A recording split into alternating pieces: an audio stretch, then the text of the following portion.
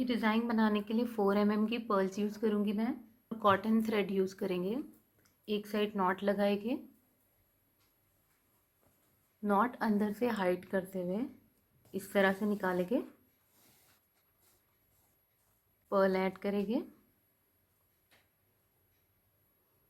और थोड़ा सा ये पर्ल का ये नाप देखते हुए उतना डिस्टेंस हमें बॉर्डर से दूर रखना है और इस तरह से निकालना है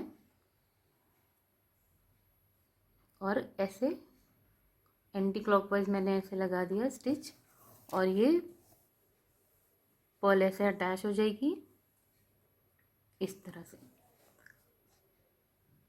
अब ये जो गैप बना है यहाँ पर, इसमें हमें बटन होल स्टिचेस बनाने हैं, तो मैं 3 टाइम्स बनाऊंगी। 1 2 3। ये डिज़ाइन को परफेक्ट बनाने के लिए इक्वल डिस्टेंस रखने की ट्राई करें।